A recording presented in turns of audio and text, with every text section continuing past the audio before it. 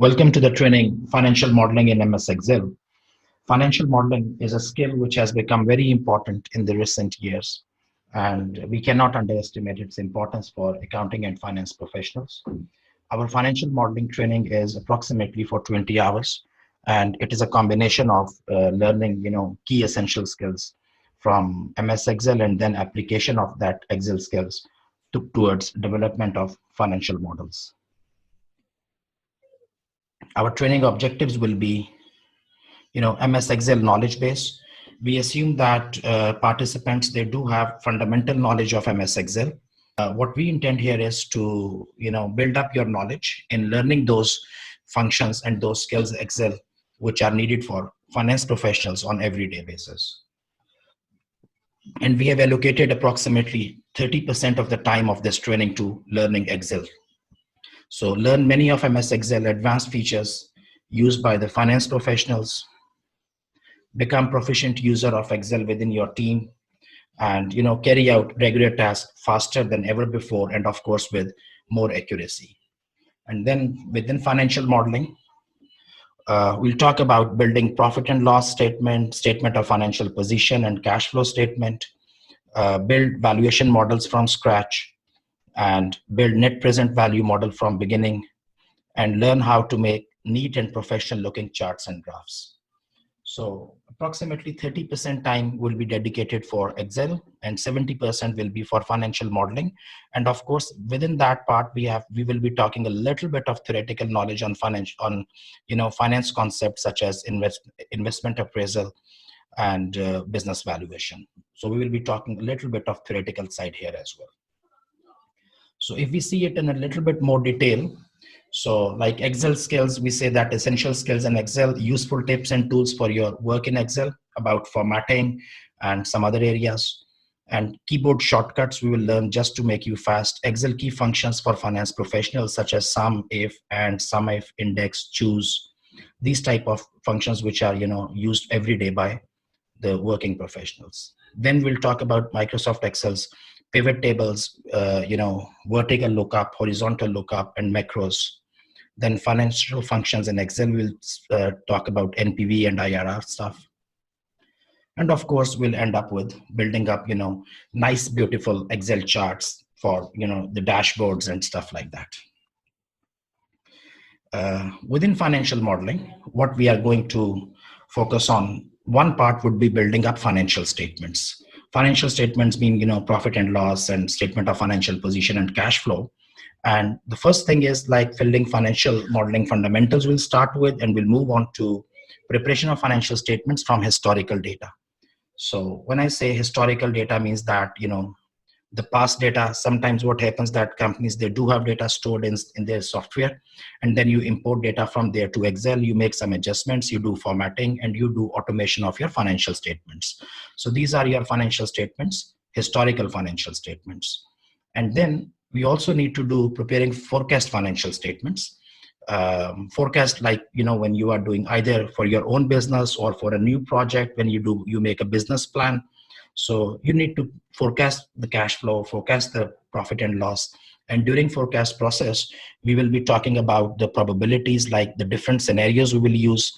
You have a worst scenario, best case scenario, and we'll assign probabilities, and we'll see that how the future or forecast cash flows will be impacted if the scenarios, they change. Within capital budgeting, the second section, like financial modeling, I split it in two parts: financial statements, and the second is capital budgeting, which you call, net investment appraisal, NPV and IRR stuff. So capital budgeting theory we will discuss, learn how to build a discounted cash flow model in Excel, the DCF, preparing DCF model with multiple scenarios, probability analysis we will do here.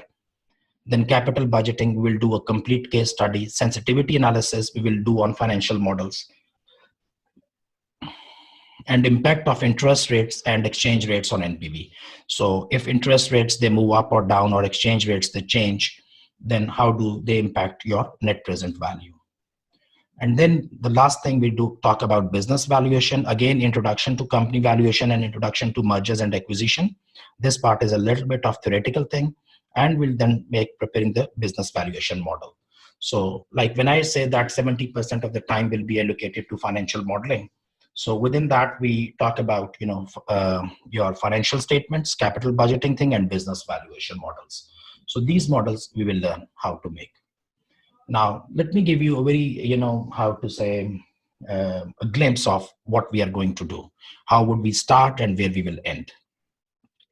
So topics are here, but you may want to see them, um, some visible, tangible things I need to show. For example, when you talk about Excel, in Excel, what do you have? You always have data in form of tables, and many times it's a raw data. So the data which you see one table here, this actually is quite pretty much formatted. Many times in real life, you will see tables which are much more messy than what you see now on the screen, but still we call it a raw data. So we have to work on such type of data, and sometimes you have, hundreds of rows, and sometimes even thousands of rows, and you need to accumulate them, you need to group them, you need to analyze them, and of course we need to put some logical functions so for sorting purposes, etc. So this is where we usually start with this type of data. And then what we do, we format it into tables. We prepare our pivot tables, which are very helpful for, data analysis and data presentation. And if I talk about a pivot table, how it will work. So this is one simple data which we are going to work on to make pivot table. So what we can do here, I mean, I just put here one small simple thing. So this is generally a data for sales data for different years. It is 2018 and 2019, and then there are months January, February, March. Then you may have different shops, like you have a retail chain, so you have shops called high street, metro, mall, and units sold, and their sales are there, and you can convert them into USD, etc. So this is a long data which does not generally make much sense, because there are so many lines and there are so many rows. So what we need to do, that we need to, convert it into into a pivot table.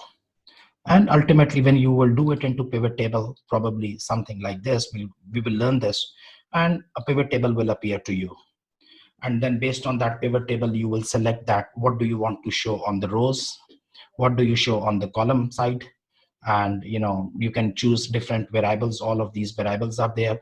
Which tables do you want to reflect in your final table? You can even change them very frequently. So all these items you can decide that, probably months on the rows, and then you may have the shops on the high street, mall, metro on the within the columns, and then there is a grand total. So you work on your pivot table. Ultimately, the entire data is already arranged in this form, in which you have months there, and probably these months are not properly ordered. We need to order them. We need to arrange them like January, February, March, and so on. And the total sales are there. So totals have already been made, and you move on. And if you see that it took only less than 3 minutes, that's such a big data. Maybe it has 1,000 lines. All of those 1,000 lines have been properly arranged within three minutes with the help of the pivot table. And you can choose to decide to see which you want to see. You want to see on month wise, you want to see shop wise, you want to see the grand total, whatever. It is your choice. How do you want to? You want to see it in AED currency, the dirhams, or you want to see the USD currency? And you move forward, and you can even put filters to that. Within that pivot table, you can use filters. Then you can add your charts here. If we think like this, by the way, we can put slicers here. So slicer is a little bit type of how to say, a dashboard type of thing, in which I put buttons here. And we just select which slices do we want. We want it in months, shops, or USD. And you can decide that which slicer you want to pick up. For example, if you pick up one, say high street shop, so high street shop will be selected. If you pick up the mall, if you press the button, mall, the sales from the mall will appear. So it's very dynamic table. You call it a dynamic table, which is moving according to your presentation needs. And then you can format your table, and ultimately, finally, what you do, that you will put formatting you have done, and then you can draw some charts there, and finally you end up with putting some charts for presentation purposes. So it's just like 2 or 3 minutes, 4 minutes, you can just learn how to manage a long table with the help of the pivot table. Not really very difficult. But of course, this is the beginning. This is a very simple form of pivot table. We will be doing it a little bit more advanced stuff also. This is just the beginning thing. Then if we move on to the next slide, we talk about, finally, you can show your pivot table in this form, and you can also put some different type of charts or graphs, whatever you want to see. So different type of charts you can present in Excel, and we will learn how to make such beautiful, eye-catching, nice, neat charts, because ultimately your work is presented within the organization or outside the organization, and it has to be, eye-catching, attractive. Then we talk about further charts, different form of charts you will learn. And financial statements we'll make in Excel. This is what I said that in the beginning, when we take the raw data, ultimately financial statements like historical financial statement, probably forecast financial statements, we will present them in, prepare and present in Microsoft Excel. Then you can have your DCF model. This is where our financial modeling, the DCF part will start. We'll decide the tax rate, discount rate, and your growth or inflation, whatever, and your equity and debt. So whenever you make any change here in the tax rate or in the discount rate, which is your WACC, so all the cash flows will change, and it will make impact on the entire model. So we will learn how to put assumptions and how to link assumptions to your entire model. So you don't need to go back and make changes everywhere. You will make changes only in the assumption column. You can increase your capex, the initial investment. You can increase your tax rate. You can increase your or decrease your, discount rate, etc. Then your final thing would look like a dashboard in which you will make your IRR. What is your internal rate of return, IRR, the market value of the business, intrinsic value, market capitalization. So all of these things will be shown in your final dashboard. So you start with the raw data and you end up making up like a full financial complete model. So this is just one example of a financial model. Of course, when we will start making it, it would be different than what we see now on the screen. This is just one simple sample standard which I've shown you. It's a very interesting thing. I mean, financial modeling, not only it's very interesting, it makes you very handy. It makes you very powerful and skilled during your work. I mean, that sometimes people that they spend probably hours and hours, and because they do not know how to use Excel. But once you know that how to make the best use of Microsoft Excel, not only that your work becomes very easy, not only that you become fast, but also, it gives you a lot of possibilities to, apply your knowledge and to use your knowledge and definitely bring value to your company, bring value to your business, bring value to your job. So thank you very much for your time. It's a short introduction. I didn't want to spend more time on introducing this thing. Once you join the training, you will see that how many new skills you will learn, and how you would efficiently start using Excel, and you would start seeing the things, I mean, the Excel and finance when you mix up, and it will open up a lot of opportunities for you to prove your knowledge, to apply your knowledge, and to present your knowledge. So good luck, and I hope to see you in the training.